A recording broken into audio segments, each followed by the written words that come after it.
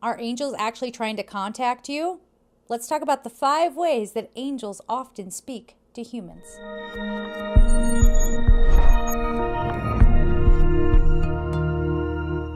Now, what some of you may not know is that there is an angelic light language. Now, this is not a language that is usually easily perceivable by most humans, and so the angels have to be able to get some sort of messages from their 5th and above frequencies to our 3rd dimensional ego consciousness frequency. And we're stubborn. I've said that in another video. I'll link it here so you can check it out. But we often need to have things sort of symbolized within our faces so that we will actually pay attention to it. So coming in at number 5, repeating numbers. How many times have you caught like a repeating number and you've been like, that is so weird? I have another video on that. I'll link that here. Why not? And it catches your attention and you wonder, what the heck? Why do I keep seeing 1111? Why do I keep seeing 777 or 444, 333, 222? 222 is actually balanced, by the way. But this is often how these angelic beings can kind of spark our attention. Now, could this just be your brain being wired and noticing it? There are people who do that, okay? This is different when the angels are trying to talk to you, right? It is more of a, you will literally almost feel as if someone is touching your face and doing this and turning you, and then you look down and there it is. Or turning your shoulders to make you look, or to try to get you, they don't interfere with your free will, but to try to coax you to look, and they're trying to let you know like it's going to be okay, or here's what you're missing, or here's what you need to know. And the way that we are built, we are electrical beings, we are mathematical beings in a mathematical universe. So yes, our brains are wired to be triggered by things that are in a sequence. So that is often a very, very powerful way for them to speak to us. You do want to be careful with this though. Always pay attention to your gut. There are times that I see 444 and I'm like, that wasn't an angel message, because I don't feel lit up when I see it, okay? So pay attention to how you feel if you do see a number like that. Remember, it's more about those repeating numbers came out of nowhere rather than there's a building that I go by all the time and it has 444 on it.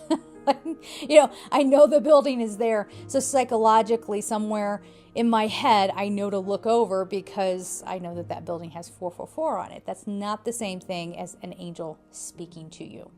Coming in at number 4, obviously everyone knows this. Angels come with symbols. You might see the shape of an angel in a cloud, or there might be something kind of weird that is a little bit abstract and you saw an angel. Again, that could be a psychological response as well.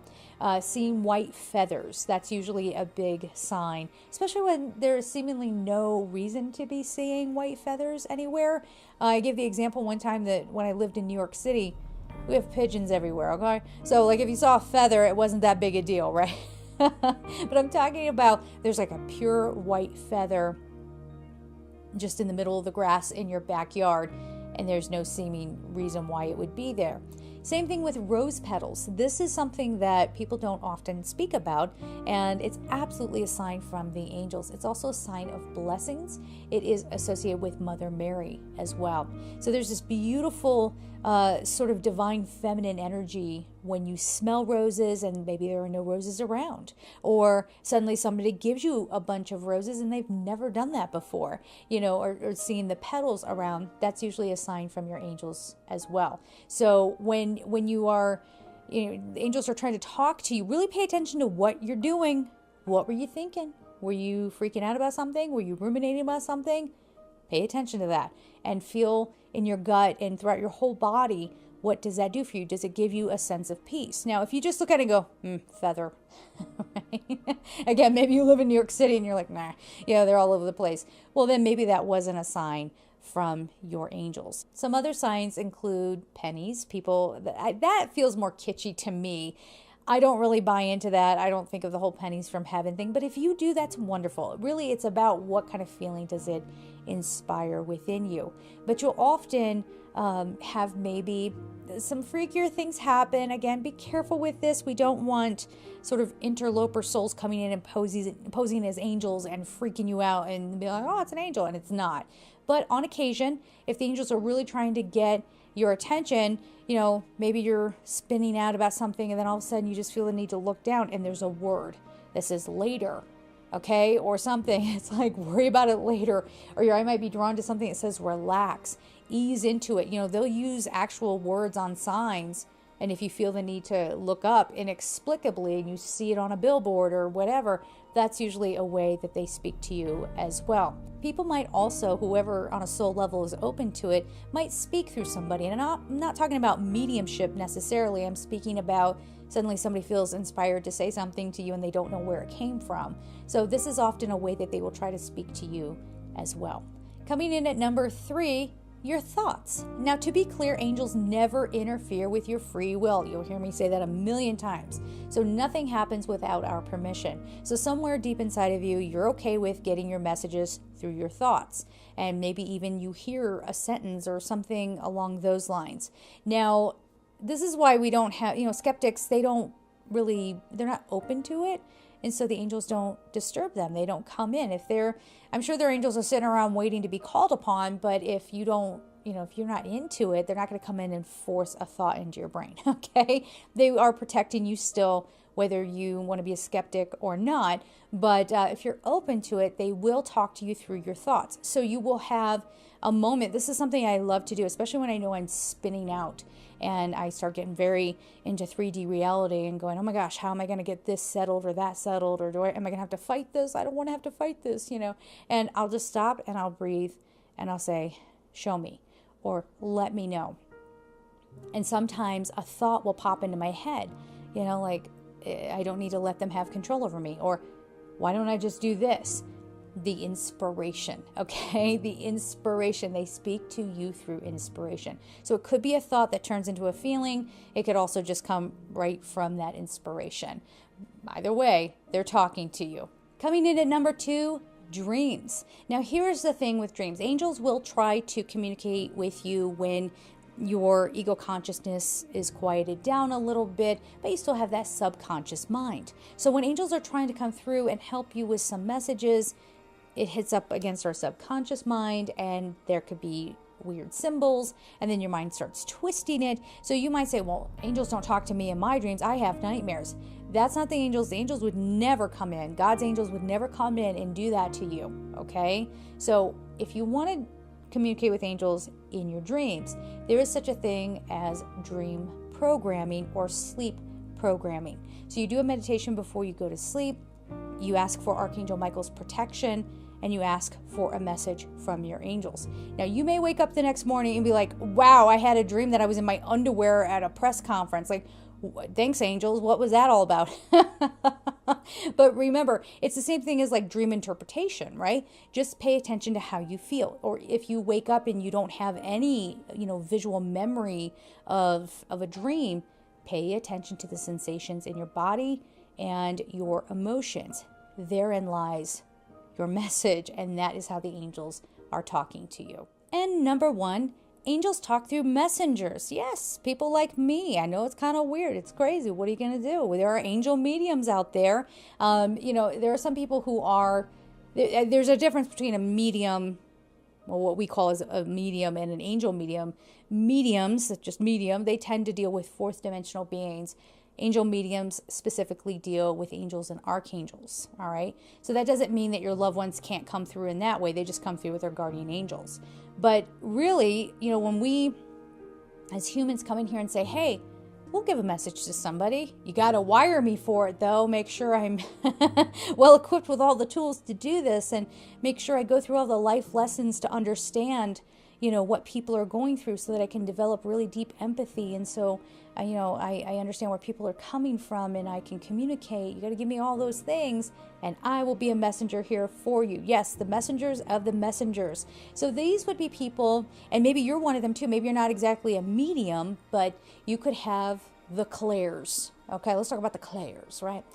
Sounds like eclairs, like pastries. I want a pastry now. So let's talk about the clairs. These are the sort of extrasensory abilities that people sometimes have. People often go around saying, my gifts, my gifts, my gifts.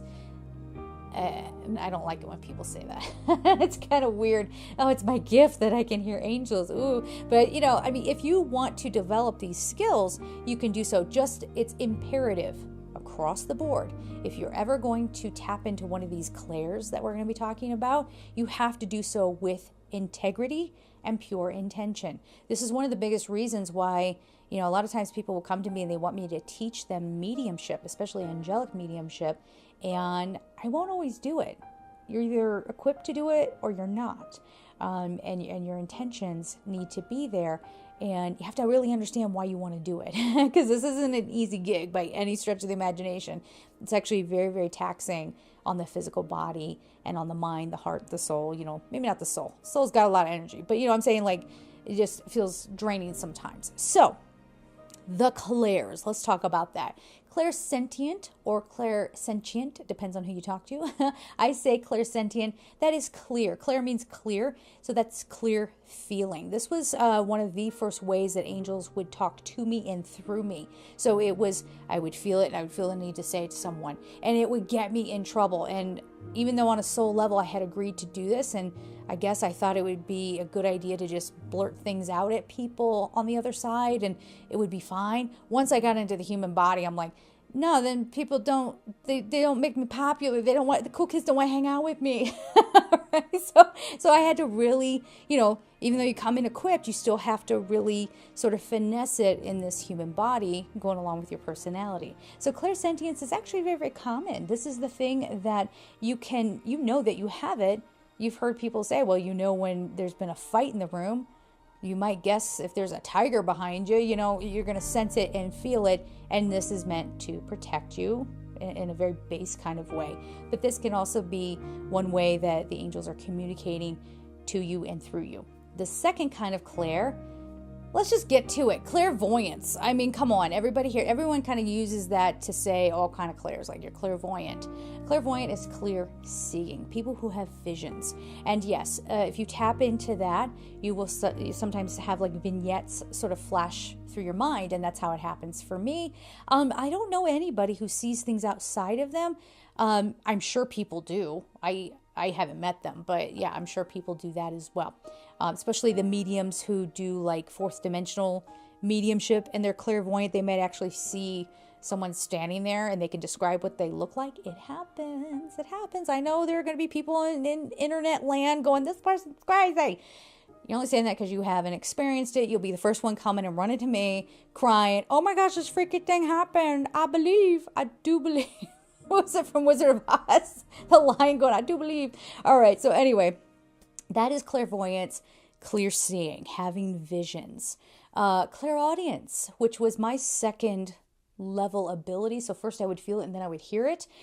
This gets a little tricky because if you're talking about, I'm not a psychologist, but if you are talking from like a psychological perspective, this gets into schizotopal, doesn't it? Yes, a little bit. Thank God the DSM gives you 9 shots to get out of that diagnosis. But last I heard at least. But if you hear messages, that's how I auto write. I can actually hear. And sometimes, again, it depends on where I'm at as a human and what I'm going through. So sometimes it'll hit me first as a feeling because that's my more natural ability. It hits that first. And then I hear the words. So that's definitely a way that angels could talk to you. So then there is claircognizant, which is clear knowing. These people I've seen, this is kind of the sad one for people who do spiritual work and they're claircognizant. They're the ones that try to give somebody a reading and it just is. And people are like, how do you know? And like, it just is. I just know. And people are like, I think humans get a little turned off by that. If you're somebody who's claircognizant and you do a spiritual business or you do readings for people, leave your comments down below about what your experiences are. You might say, Michelle, what are you talking about? That doesn't happen to me. But I've just seen people with that clear knowing. It does kind of rub people the wrong way. Not me. I see something beautiful going on and I'm like, awesome. What else can you tell me? What else are you picking up on? I love it. So that's another way. You don't know how you know it. You just do. This would be that kind of experience where, somebody says, oh, I wish I knew what to do about blah, blah, blah. You go, ba-ba-da-ba-da-ba-da. Did I just say that? Where'd that come from? It's that kind of feeling. You don't know how you know. You just do. There's also clear olfactory, which is clear smelling. This one is really fascinating because I don't hear about it too much, but some people actually think that they can smell death. This doesn't this isn't something that the angels would talk to you by, but just in case you run across that out there, they smell when something's coming. It's like they smell a scent, and then like a memory pops, and then, they suddenly get their messages through that. So that is really kind of incredible. And going into the whole roses symbol, that could be something as well. Now, I've never done a reading like that, so I'm not really sure how that goes. But if you know, I want to hear all about it. I am fascinated by that. Leave it down below. There is even clairgustance, which is clear tasting. And again, now we're getting into it. Again, I don't know how much the angels kind of work with somebody in that way, but if we're talking about the clairs, that's one of them. They can taste something, and maybe that is meaningful to someone. If I had that ability, if I suddenly tasted, let's say, really good pizza, and I don't have pizza, I'm not eating pizza, but I have a taste, and then it makes me think of like, New York City, and I'm sitting, and then that might go into clairvoyance. I don't know. If you have that ability, again, leave your experience down below. And then there is clairkinesthesia, and that is the least way I did it is you touch something, you get a message from it, and you can do a reading that way. I actually did that when I was younger. I would take someone's object or whatever, like a watch or something, and sit there and hold it. And just for funsies, that's how I started out. I never said that I was a reader in that way back then. I would just hold it and start bringing stuff up. And by the time I open my eyes, the person is sitting across from me like, give me that watch back. Like, how did you know all of that? So if you guys have any questions, leave them down below. I am sending you so much love, and take care. Bye-bye.